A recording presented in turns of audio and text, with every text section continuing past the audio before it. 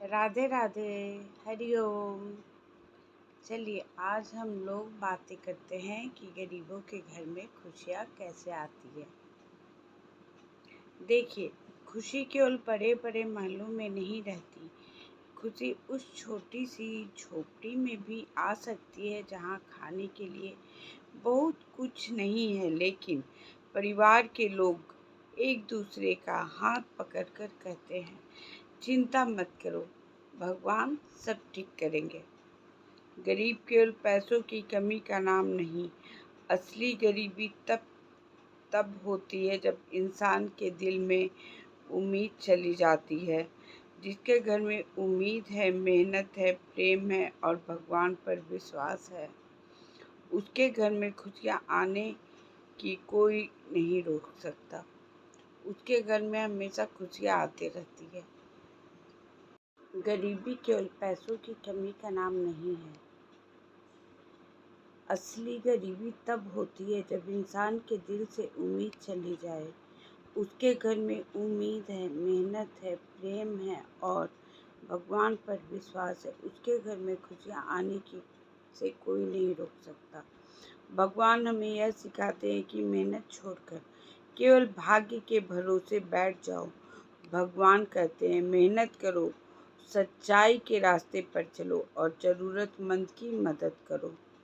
किसी गरीब के घर में खुशी लाने के लिए हमेशा बहुत सारा पैसा ज़रूरी नहीं होता। किसी भूखे को भोजन करा दो, किसी बच्चे की पढ़ाई में मदद कर देना, किसी बुजुर्ग की बात ध्यान से सुन लेना, किसी ज़रूरतमंद को सम्मान से दो शब्द बोल देना। छोटी छोटी चीज़ें किसी के जीवन में बहुत बड़ी खुशी ला सकती है।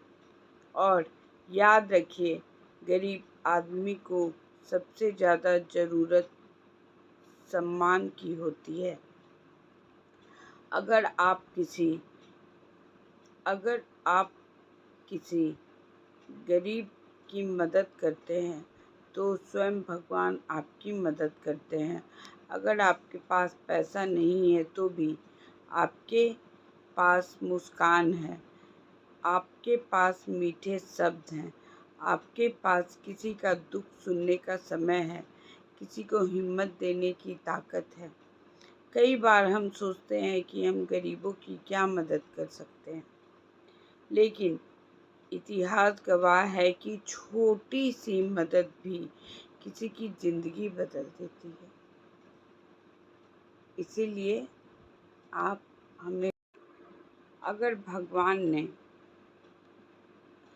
आपको थोड़ा ज़्यादा दिया है तो उसमें किसी की ज़रूरत का हिस्सा बनिए, क्योंकि धन तभी सुंदर लगता है जब उससे किसी के चेहरे पर मुस्कान आए। लेकिन गरीब परिवारों के लिए भी एक बहुत बड़ी ज़रूरत है। मुश्किल समय में परिवार को एक दूसरे का साथ नहीं छोड़ना चाहिए। पति पत्नी एक दूसरे को दोष देने के बजाय हिम्मत दें। माता पिता बच्चों को ईमानदारी और मेहनत की सीख दें। बच्चे अपने माता पिता का सम्मान करें, घर में प्रेम से रहें तो छोटी सी रोटी भी प्रसाद जैसी लगती है। और सबसे ज़रूरी बात, शिक्षा और मेहनत को अपनी साथी बनाइए। आज गरीब हैं तो इसका मतलब यह नहीं कि हमेशा गरीबी ही रहेगी। परिस्थितियाँ बदल सकती है। इंसान अगर सीखता रहे, मेहनत करता रहे और गलत रास्ते से दूर रहे तो धीरे धीरे उसका जीवन भी बदल सकता है। भगवान के दरबार में कोई छोटा बड़ा नहीं होता। वहाँ धन नहीं, भावना देखी जाती है। इसलिए आपके घर इसलिए आपके घर में आज कमी है तो निराशा मत होइए। अपने बच्चों को अच्छी शिक्षा दीजिए, मेहनत कीजिए, बुरी संगत से बचिए, नशे और गलत आदतों से दूर रहिए और अपने घर में प्रेम बनाए रखिए और समाज के संपन्न लोगों से भी किसी गरीब की मदद करते समय उसे छोटा कभी मत समझिए, क्योंकि मदद करने वाला बड़ा नहीं होता, बल्कि वह अवसर बड़ा होता है जिसमें किसी इंसान के चेहरे पर मुस्कुराहट लौट आती है।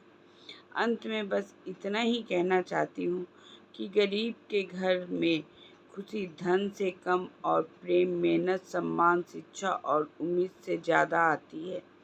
जिस घर में लोग एक दूसरे का साथ देते हैं, जहाँ मेहनत होती है, जहाँ किसी भूखे को रोटी मिलती है, जहाँ किसी दुख को सहारा मिलता है और जहाँ भगवान का नाम लिया जाता है, वहीं सच्ची अर्थों में खुशहाली आ जाती है।